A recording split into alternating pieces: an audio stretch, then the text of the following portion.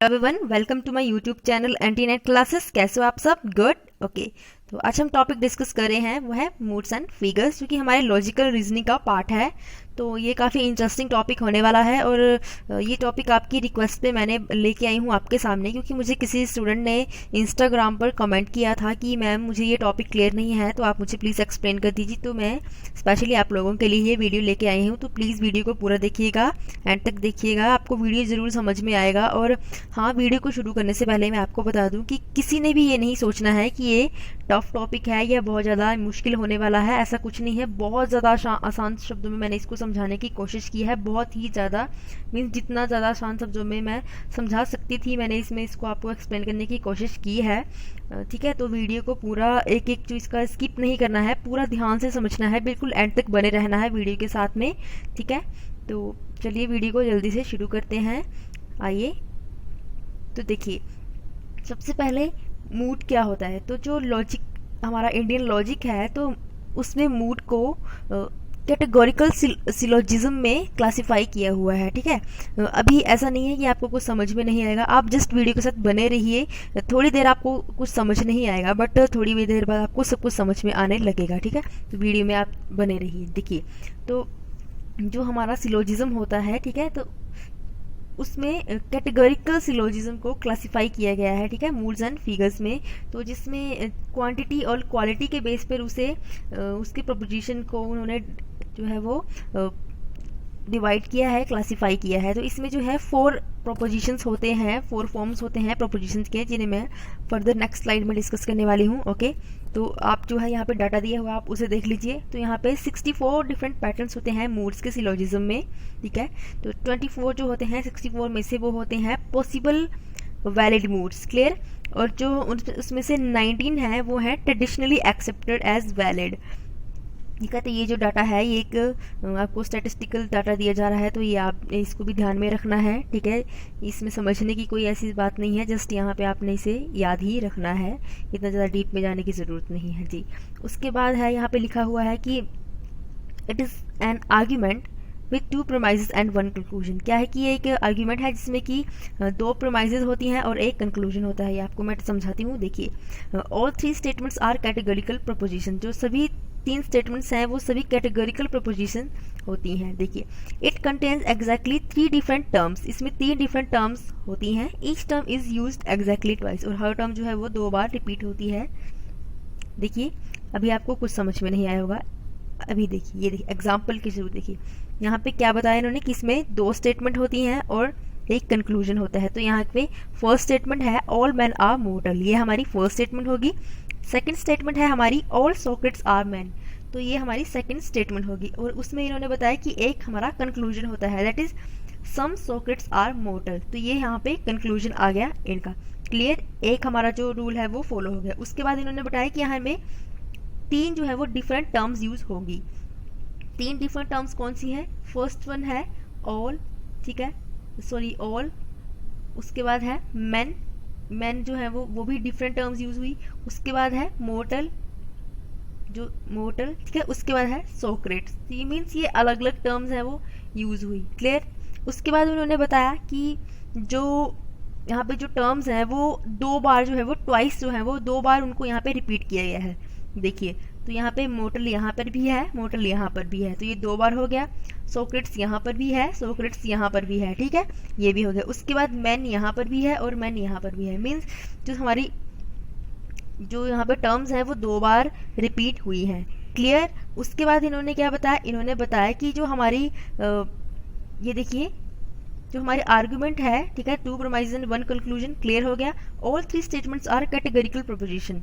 हमारी जो तीनों प्रोपोजिशन है वो कैटेगोरिकल प्रोपोजिशन है। कैटेगोरिकल प्रोपोजिशन मीन्स यहाँ पे किसी प्रकार की कोई भी यहाँ पे कोई कंडीशन नहीं लगाई गई है। ठीक है, कंडीशन का मतलब है कि यहाँ पे सिंपल डायरेक्ट स्टेटमेंट दी हुई है कि all man are mortal, all Socrates are man. ठीक है, यहाँ पे कोई कंडीशन आपको दिख रही है कि all man are mortal if all Socrates are man, means यहाँ पे कोई इफ अदर ऐसा कोई वर्ड नहीं लगाया गया है कि यहाँ पे किसी कंडीशन के फुलफिल होने का वेट होगी, कोई कंडीशन फुलफिल होगी तभी वो स्टेटमेंट पूरी होगी, ऐसा कुछ नहीं है। तो मीन्स ये कैटेगोरिकल प्रपोजिशन है, ये भी मैं आपको आगे अच्छे से एक्सप्लेन करती हूँ, ठीक है। ये हमारा क्लियर हो गया। उसके बाद इन्होंने बताया था कि it contains exactly 3 different terms, वो भी 3 डिफरेंट टर्म्स मैंने आपको बता दी। Each term is used exactly twice, जो हर टर्म है वो 2 बार रिपीट हो रही है, वो भी मैंने आपको बता दी। क्लियर, यहाँ तक क्लियर, ठीक है। ये आपको मैं जस्ट बेस तैयार करवा रही हूँ, तो ये बेस के ऊपर आपने ध्यान देना है, आपको बाकी जो है चीज़ें बहुत ज़्यादा ईजी लगने लग जाएंगी। तो यहाँ पे बात की थी प्रपोजिशन की, तो मैंने बताया था कि जो हमारे मूड्स एंड फिगर्स हैं वो कैटेगोरिकल प्रपोजिशन है। कैटेगोरिकल प्रपोजिशन मीन्स यहाँ पे किसी टाइप की कोई कंडीशन नहीं लगती है। जैसे यहाँ पे बताया कि Ram is very hard working, Ram बहुत ज़्यादा हार्ड वर्किंग है, ठीक है। तो वो हार्ड वर्किंग है, इसमें कोई कंडीशन थोड़ी लगाई है कि राम हार्ड वर्किंग है, अगर वो हार्ड वर्किंग होगा तो ऐसा होगा, अगर वैसी कंडीशन होगी तो वैसा होगा, ऐसा कुछ भी नहीं है। ये डायरेक्ट स्टेटमेंट यहाँ पे दी गई है कि Ram is very hard working, कोई कंडीशन नहीं है। और दूसरा होता है हाइपोथेटिकल प्रोपोजिशन। हाइपोथेटिकल प्रोपोजिशन में होता है कि वहाँ पे कंडीशन अप्लाई हो जाती है कि यहाँ पे कोई पर्सन ऐसे बोल रहा है कि मैं अपना फ़ोन जो है वो बेच दूंगा अगर मैंने नया फ़ोन खरीदा। मीन्स अब यहाँ पे फ़ोन का बेचना किस बात पर डिपेंड कर रहा है, उस कंडीशन के ऊपर कि अगर वो नया फ़ोन जो है वो खरीदता है तब वो पुराने फ़ोन को बेचेगा, तब वो उस फ़ोन को बेचेगा। मीन्स फ़ोन की सेल जो है वो अब डिपेंड कर रही है उस कंडीशन के फुलफिल होने पर, उस जो न्यू फ़ोन है उसके खरीदे जाने पर। क्लियर, तो ऐसा इसमें कुछ नहीं है, इसमें कैटेगोरिकल प्रपोजिशन है। मीन्स यहाँ पे डायरेक्ट स्टेटमेंट दी गई है, कोई इसमें कंडीशन अप्लाई नहीं हुई है। यहाँ तक क्लियर, ओके। चलिए आगे देखते हैं ये कैटेगोरिकल प्रपोजिशन के जो 4 पार्ट्स हैं ये कौन कौन से हैं। तो ये हमारे 4 पार्ट हैं, ठीक है। इन स्क्वायर ऑफ अपोजिशन में भी यूज़ किया जाता है, उसके बारे में हम अलग से वीडियो में डिस्कस करेंगे। यहाँ पे आपने जस्ट थोड़ा सा समझने की कोशिश करनी है। देखिए यहाँ पे होता है AEIO, आपने इसे ऐसे याद रखना है, आप इसको Z फॉर्म में याद रखिए, AEIO, ठीक है। AEIO मीन्स ए टाइप के जो प्रपोजिशन होते हैं वो होते हैं ऑल, यानी कि यूनिवर्सल अफर्मेटिव। जैसे कि यहाँ पे एग्जांपल मैं देती हूँ, जैसे all ARB, all ARB means ये ए टाइप के हो गए, ऑल को रिप्रेजेंट कर रहे हैं, that is universal affirmative. Clear, उसके बाद आ गया ई का मतलब है no, that is universal negative. All B, all नहीं, यहाँ पे आएगा नो ARB, ठीक है। मीन्स कोई भी AB नहीं है, दैट इज यूनिवर्सल नेगेटिव, ये नेगेटिव आ गया। उसके बाद आ जाता है आई टाइप के, दैट इज सम, यानी कि पर्टिकुलर अफर्मेटिव। आई टाइप में क्या आएगा कि सम ARB, ठीक है। तो ये हो गया सम आई टाइप में। उसके बाद आ गया ओ टाइप, ओ टाइप में आता है सम नोट, यानी कि पर्टिकुलर नेगेटिव। मीन्स अगर कोई बोलता है सम AR नोट B, सम और नोट ये दोनों का यूज हो गया यहाँ पे, ये ओ टाइप का आ गया, ठीक है। क्लियर, तो इसको मैं एक बार फिर से बता देती हूँ। AEIO मेथड में क्या होता है कि ए जहाँ पे आ गया मीन्स ऑल, जहाँ पे ऑल लिखा है तो वो आ गया ए टाइप का, यानी कि वो यूनिवर्सल अफर्मेटिव है। जहाँ पे नो लिखा है तो यानी कि वो ई टाइप्स का प्रपोजिशन है, यानी कि यूनिवर्सल नेगेटिव है। जहाँ पे सम लिखा है तो वहाँ पे वो आई टाइप का है, यानी कि वो पर्टिकुलर अफर्मेटिव है। जहाँ पे सम नोट लिखा है यानी कि वो ओ टाइप का प्रपोजिशन है, यानी कि वो पर्टिकुलर नेगेटिव है। क्लियर, देखिए अब देखिए यहाँ पे we always use categorical proposition in moods and figures. तो ये बात मैंने पहले भी एक्सप्लेन की है कि जो मूड्स एंड फिगर्स में ओनली प्रपोजिशन जो है वो कैटेगरिकल प्रपोजिशन का यूज किया जाता है। कैटेगरिकल प्रपोजिशन मीन्स यहाँ पे कोई कंडीशन अप्लाई नहीं होती है, ठीक है। मीन्स डायरेक्ट स्टेटमेंट्स दी जाती हैं। क्लियर, तो इसमें जो हमारे कैटेगरिकल प्रपोजिशन है उसमें 3 एलिमेंट्स होते हैं, सब्जेक्ट, प्रेडिकेट एंड कॉप्यूला। देखिए आराम से देखिए, समझिए। सब्जेक्ट क्या होता है कि जिसके बारे में कुछ कहा जाए वो सब्जेक्ट है। क्लियर, प्रेडिकेट क्या है कि जो वो पार्ट ऑफ प्रपोजिशन है विच इज अफर्म्ड और डिनाइड द सब्जेक्ट, जो सब्जेक्ट को या तो अफर्म करता है, ठीक है, या फिर उसको डिनाई करता है। क्लियर, उसके बाद है copula, denotes relationship between subject and predicate. ये सब्जेक्ट और प्रेडिकेट के बीच में रिलेशनशिप को बताता है, ठीक है। अभी आपको कुछ क्लियर नहीं होगा, एग्जाम्पल के थ्रू देखिए यहाँ पे एग्जाम्पल ये है all red are green. Clear, ये एक सिंपल कैटेगरिकल जो हमारी प्रपोजिशन है वो है, कोई कंडीशन नहीं है, डायरेक्ट स्टेटमेंट है। देखिए all red are green, red क्या है यहाँ पे सब्जेक्ट है, रेड सब्जेक्ट है, ग्रीन जो है वो प्रेडिकेट है, ठीक है। रेड सब्जेक्ट क्यों है, क्योंकि ये रेड के बारे में कुछ कहा जा रहा है कि ऑल रेड आर ग्रीन, सभी लाल जो है वो हरे हैं, all red are green, red के बारे में कुछ कहा जा रहा है समथिंग, ठीक है। तो ये हो गया सब्जेक्ट। उसके बाद है ग्रीन, ग्रीन आ गया प्रेडिकेट। प्रेडिकेट के बारे में क्या कहा था कि जो सब्जेक्ट को या तो उसको अफर्म करता है या उसको डिनाई करता है, तो ये यहाँ पे अफर्म कर रहा है, that is all red are green, ये अफर्म कर रहा है, ये प्रेडिकेट है, क्लियर। उसके बाद आ गया कॉप्यूला। कॉप्यूला होता है जो मीन्स हमारे जो सब्जेक्ट और प्रेडिकेट के बीच में रिलेशनशिप क्रिएट करता है। तो हमारा सब्जेक्ट और जो हमारा प्रेडिकेट है इसके बीच में रिलेशनशिप कौन क्रिएट कर रहा है, आर, तो आर हो गया कॉप्यूला। और जो ऑल है, ऑल को कहा जाएगा क्वांटिफायर, मीन्स ये इसकी क्वांटिटी को डिफाइन कर रहा है, ये क्वांटिफायर कहा जाएगा। यहाँ पे ऑल होगा तो मीन्स ऑल, या फिर नो होगा तो मीन्स ये किसी चीज की क्वांटिटी को डिफाइन कर रहा है, ये क्वांटिफायर है, क्लियर, ओके। देखिए अब इसमें याद करने का रूल क्या है कि जहाँ पे ऑल, नो, सम नोट लगा होगा जिस वर्ड के साथ, वो हो गए क्वांटिफायर्स, वो क्वांटिफाइज हो गया। जो लास्ट टर्म होगी हमारी कंक्लूजन की, जो लास्ट टर्म होगी उसे कहा जाएगा प्रेडिकेट। देखिए यहाँ पे हमारा जो लास्ट टर्म है वो प्रेडिकेट है, ग्रीन मीन्स प्रेडिकेट, क्लियर। उसके बाद है कि term with quantifier is equal to subject, जो टर्म क्वांटिफायर के साथ है, ये क्वांटिफायर हो गया हमारा, क्वांटिटी को जो है वो डिस्क्राइब कर रहा है। तो क्वांटिफायर के साथ कौन सी टर्म है, वो है रेड, तो रेड जो है वो हमारा सब्जेक्ट, ये हो गया सब्जेक्ट हो गया, क्लियर। यही इन्होंने बताया, ठीक है, याद हो गया। यहाँ पे हमने याद करने का तरीका देख लिया। एक अब इसके जो रूल्स हैं वो देख लेते हैं। देखिए ये रूल्स हम लोगों ने पहले डिस्कस कर ली हैं कि ऑल थ्री स्टेटमेंट्स जो है वो कैटेगरिकल होते हैं, मीन्स यहाँ पे कोई कंडीशन नहीं लगती है। It contains exactly 3 different terms, 3 different terms भी देख लिए। और each term is use exactly twice, तो हर टर्म जो है वो 2 बार यूज होती है, ये भी हम लोगों ने देख लिया। अब उसके बाद है कि जो कैटेगरिकल सिलोजिज्म है उसमें 3 टाइप्स के टर्म्स को यूज किया जाता है, major term, minor term and middle term. वैसे तो इन सभी के नाम एम से स्टार्ट हो रहे हैं, तो अगर हम सभी को एम से डिनोट करेंगे तो बहुत ज्यादा कंफ्यूजन हो जाएगा, ठीक है। तो आप यहाँ से कैसे याद रखना है, जो मेजर टर्म है दैट इज उसे कहा जाएगा प्रेडिकेट, ठीक है, पी से आप डिनोट करेंगे। तो आपको मैं याद करने के लिए ऐसे ट्रिक ही समझ लीजिए आप कि जैसे पी जो है मेजर है, मीन्स पी एस से बड़ा है। अगर आप इसको अल्फाबेटिकल ऑर्डर में देखेंगे तो सबसे पहले आता है पी, फिर क्यू, आर, फिर एस। एस यानी कि एस छोटा है, माइनर है, अभी वो 18 साल का नहीं हुआ है, मीन्स अभी वो छोटा है, वो माइनर है। तो माइनर टर्म को आप किससे डिनोट करोगे, एस से, क्लियर, मीन्स सब्जेक्ट। वैसे तो पी को डिनोट करेंगे प्रेडिकेट से, बट आपको याद करने के लिए मैं बता रही हूँ कि मेजर टर्म जो है वो पी कही जाएगी, वो प्रेडिकेट होगी। जो माइनर टर्म है जो अभी 18 साल से छोटा है, ठीक है, तो वो होगा एस होगा हमारा, क्योंकि पी के वो बाद में आता है, वो छोटा हुआ तो वो एस हुआ। और मिडिल टर्म जो है वो, मिडिल टर्म कौन सी होती है, उसको हम एम से डिनोट करेंगे, that is middle term, clear. अब इनको आपने पहचानना कैसे है, तो जो मेजर टर्म होगी, तो एक तो सबसे पहला रूल ये है कि जो मेजर और मिडिल टर्म है उनको हम लोग देखेंगे कंक्लूजन में, ठीक है। स्टेटमेंट में आपने नहीं चेक करना है उसको आपको चेक करना है कंक्लूजन में, क्लियर। तो कंक्लूजन में आपने जो कंक्लूजन का प्रेडिकेट होगा, मीन जो लास्ट वर्ड होगा वो आपका मेजर टर्म होगा, क्लियर। और जो सब्जेक्ट मीन जो हमारे क्वांटिफाई के साथ वाली टर्म होगी, ठीक है, जैसे यहाँ पे हमने एग्जांपल में देखा, ये देखिए कि जो एंड वाली होगी वो होगी हमारी प्रेडिकेट, दैट इज पी,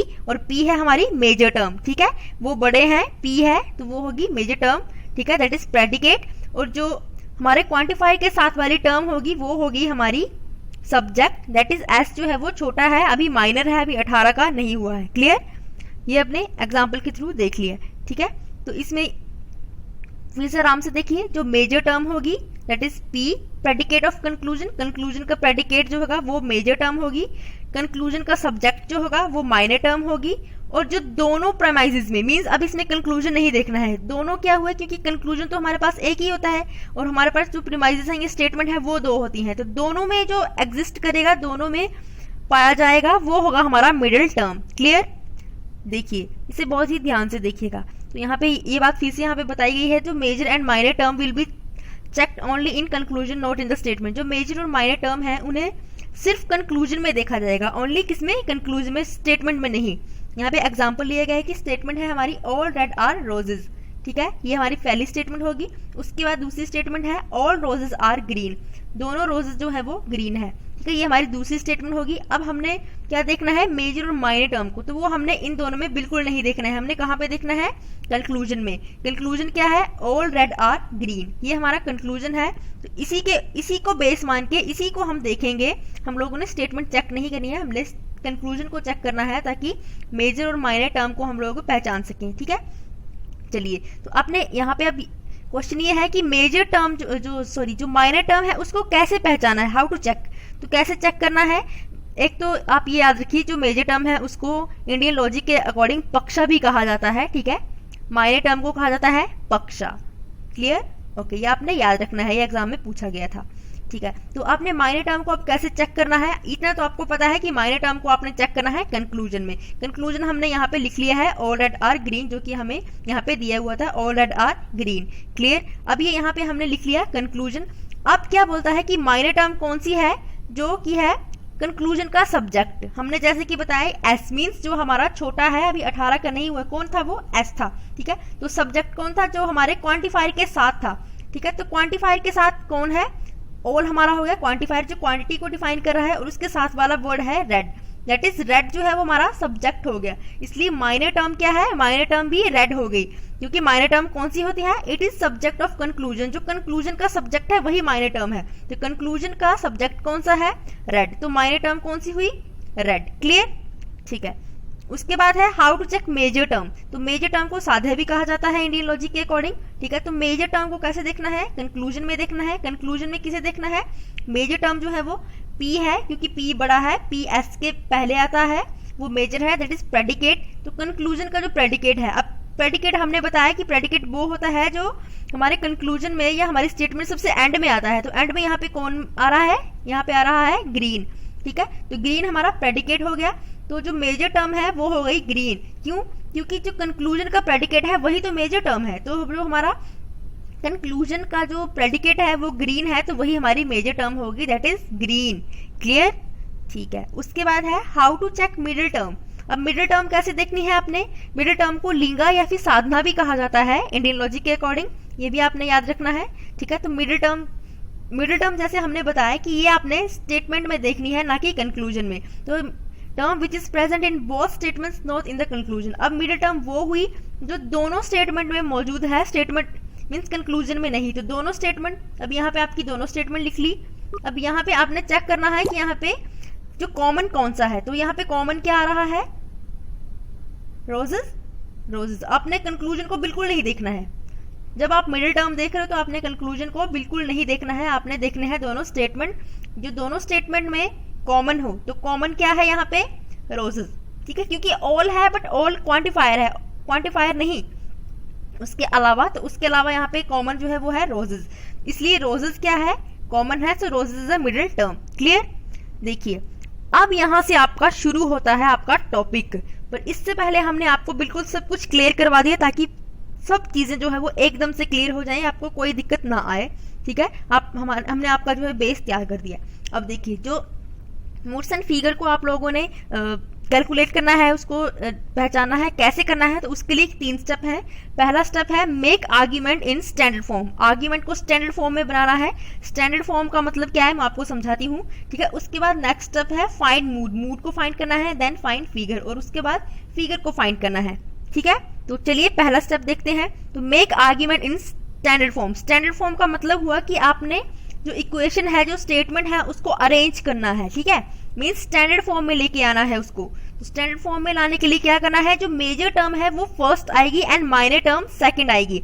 देखिए मैंने बताया मेजर टर्म मीन्स वो बड़े हैं, ठीक है, मेजर कौन थे, पी, वो बड़े थे। उसके बाद आएगी माइनर टर्म, क्योंकि वो माइनर है, भी छोटे हैं, अभी 18 के नहीं हुए हैं, तो माइनर टर्म हुई हमारी एस, यानी कि सब्जेक्ट। क्लियर, तो अब देखिए आपको एग्जाम्पल के थ्रू बताती हूँ। तो यहाँ पे जो हमने एग्जाम्पल लिया था यही ले लीजिए, ठीक है। तो यहाँ पे हमारी जो क्वांटिफायर के साथ वाली थी सब्जेक्ट, ठीक है, तो सब्जेक्ट छोटे थे तो इन्हें आना है इसके बाद, और जो प्रेडिकेट वाले हैं जो मेजर टर्म है वो आएंगे पहले। तो यानी कि हमारी मेजर टर्म कौन सी होगी, ऑल रोजेज आर ग्रीन, तो ये आएगी सबसे पहले, और ऑल रेड आर रोजेज ये आएगी बाद में। तो ऑल रोजेज आर ग्रीन ये सबसे पहले आएगी। देखिए, तो ऑल रोजेज आर ग्रीन ये पहले आ गई क्योंकि ये बड़े हैं, ठीक है, ये मेजर है। ये जस्ट याद करने के लिए बोल रहे हैं, ऐसा कहीं पे नहीं लिखा है कि ये बड़ा है ये वो छोटा है, बट ये जस्ट आपको याद करने के लिए, आपको कंफ्यूजन ना हो, आपको एकदम से याद आ जाए देख के ही कि कौन। यहाँ पे मैंने बड़ा बताया था पी प्रेडिकेट मेजर टर्म, और एस छोटे बताए थे दैट इज सब्जेक्ट, ठीक है, तो इसलिए तो ये एस जो है जैसे मैंने बताया सब्जेक्ट हो गया, जो हमारे क्वांटिफायर के साथ वाला होता है वो सब्जेक्ट होता है, तो सब्जेक्ट छोटा होता है तो सब्जेक्ट जो बाद में आएगा। तो यानी कि हमने इसे अरेंज कर लिया, इसे हम स्टैंडर्ड फॉर्म में लेके आ गए।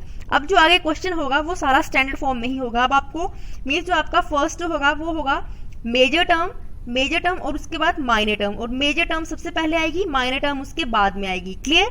अब आगे आपका क्वेश्चन इसी तरह से चलेगा। उसके बाद आपने क्या डिटरमाइन करना है, आपने डिटरमाइन करना है मूड को। तो मूड को डिटरमाइन करने के लिए जैसे मैंने आपको बताया कि आपके ये जो हमारा स्क्वायर ऑफ ओपोजिशन का जो हमारा एक फॉर्मेट है उसी को आपने याद रखना है जेड फॉर्म में, AEIO, ठीक है। A means A type all, E means no universal negative, I मतलब some particular affirmative, and O means some not that is particular negative. Okay, देखिए अब इसको आप समझने की कोशिश कीजिए। ए टाइप स्टेटमेंट कौन से हुए, that is all ARB, A all मतलब ए टाइप, ठीक है। ई टाइप के स्टेटमेंट कौन से हुए, that is no A is B, no type के, ठीक है, नो मीन्स यहाँ पे नो, तो ये ई टाइप के हो गए, ठीक है। उसके बाद है I type statement, that is some ARB, कुछ A B है, some that is I type, यहाँ पे ये देखिए सम आई टाइप, ठीक है। उसके बाद आए O type statement, that is some AR not B, some not आएगा यहाँ पे, तो ओ टाइप के कौन से हो गए, जहाँ पे सम नोट लिखा है दैट इज पर्टिकुलर नेगेटिव, ठीक है, ठीक है, यहाँ पे क्लियर। अब देखिए, in this check quantifier of both statement and conclusion. अब आपने क्या करना है, इसका जो क्वांटिफायर है उसे चेक करना है तीनों स्टेटमेंट में। तो आपकी जैसे कि इसको हमने कहाँ पे लिखा, इसको लिखा हमने स्टैंडर्ड फॉर्म में, दैट इज मेजर टर्म आएगी, फिर माइनर टर्म आएगी, फिर कंक्लूजन आएगा, ठीक है। अब ये स्टैंडर्ड फॉर्म में है, याद रखिए स्टैंडर्ड फॉर्म में ही होना चाहिए आपका जो पूरा स्टेटमेंट है, पूरा आपका जो प्रीमाइसेस है, ओके, तभी ये सॉल्व हो पाएगा। तो मीन्स आपने मेजर टर्म, फिर माइनर टर्म, फिर कंक्लूजन को लिखना है। अब आपने यहाँ पे क्वांटिफायर के ऊपर ध्यान देना है, तो क्वांटिफायर है that is all roses are green, all means A type, उसके बाद आ गया all red are roses, all means A type, ठीक है। उसके बाद कंक्लूजन में all red are green, that is all यानी कि ए टाइप। तो इसका आंसर हो गया ए, ठीक है, यानी कि ट्रिपल ए। तो ये हो गया इसका आंसर, यहाँ पे आपने फाइंड कर लिया इसका मूड। क्लियर? आपको कोई भी कंफ्यूजन हो तो प्लीज मुझे कमेंट बॉक्स में जरूर बताइए कि कुछ समझ में नहीं आया है। बहुत ज्यादा आसान तरीके से जितना मैं समझा सकती थी मैंने समझाने की कोशिश की है, ठीक है। अब हमने क्या करना है, हमने डिटरमाइन करना है फिगर को।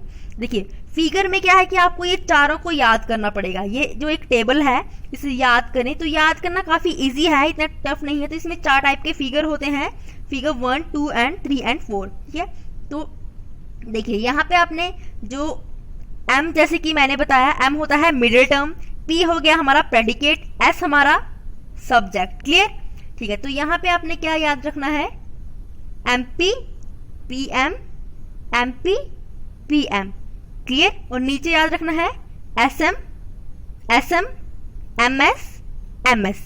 ठीक है, MP, PM, MP, PM, SM, SM, MS, MS। Clear? ऐसे आपने याद रखना है कि जो फिगर 1 है वहां पे MP, फिगर 2 में PM, फिगर 3 में MP, फिगर 4 में PM। ठीक है, ये रिपीट होंगे वैसे ही। तो अब आपने डिटरमाइन करना है किसे, मिडिल टर्म को। जैसे यहाँ पे मैंने बताया कि सॉरी यहाँ पे अभी मैंने बताया नहीं, बट यहाँ पे आपने देखना है मिडिल टर्म को। देखिए कि यहाँ पे एग्जांपल दिया है कि ऑल रोजेस, जो कि ऑल रोजेस आर ग्रीन, हमारी स्टेटमेंट है पहली, ऑल रोजेस आर ग्रीन। दूसरी स्टेटमेंट है ऑल रेड आर रोजेस। अब इसमें मिडिल टर्म कौन सी है, मिडिल टर्म कौन सी होती है, जो दोनों स्टेटमेंट में अवेलेबल हो। तो दोनों स्टेटमेंट में क्या अवेलेबल है, रोजेस, यहाँ पे भी और यहाँ पे भी। ये रोज क्या है, कॉमन है, दैट इज M, इसलिए यहाँ पे लिखा है क्योंकि ये है हमारी मिडिल टर्म। क्लियर? अब आपने चेक करनी है मिडिल टर्म की पोजीशन कहाँ पे, यहाँ पे। तो मिडिल टर्म की पोजीशन क्या है, कैसे चेक करनी है, ये देखिए एम और ये, तो ये किस तरह की शेप बना रहा है, that is left to right. ठीक है, तो आपने यही शेप चेक करनी है यहाँ पे। तो कौन सी फिगर में बन रही है लेफ्ट टू राइट वाली जो आपकी शेप है, दैट इज फिगर 1। ठीक है, तो ये आपने इसको काउंट कर लिया। तो अब इसका जो आंसर हो गया वो हो गया figure 1 is the answer. Clear? ठीक है, अगर आपका यहाँ पे देखिए अगर m आ जाता है इस तरह से, मींस आपकी मिडिल टर्म ऐसे आ जाती है ऐसे, तो फिर आपने यहाँ पे देख लेना है कि फिगर 2 है या फिगर 3 है। अगर m जो है वो इस तरह से आती है लेफ्ट टू राइट या राइट टू लेफ्ट, सॉरी, तो ये होगा फिगर 4 इसका आंसर। क्लियर? तो थैंक्स फॉर वॉचिंग। और जितना इजी हो सकता था मुझे, मैंने उतना इजी आपको समझाने की कोशिश की है। वीडियो शायद लंबा हो गया होगा बट बहुत ज़्यादा बेसिक से समझाने की कोशिश की है। तो प्लीज़ वीडियो को लाइक कीजिए, एंड तक देखिएगा, फ्रेंड्स के साथ भी ज़रूर शेयर कीजिए और मुझे टेलीग्राम ग्रुप पर ज्वाइन कर लीजिए, क्योंकि अगर आपको इस टॉपिक का PDF चाहिए तो मुझे टेलीग्राम ग्रुप पर ज्वाइन कर लीजिए। वहाँ पे आपको उसका जो PDF है वहाँ पे आपको मिल जाएगा। सो बाय बाय, टेक केयर, मिलते हैं नेक्स्ट वीडियो में।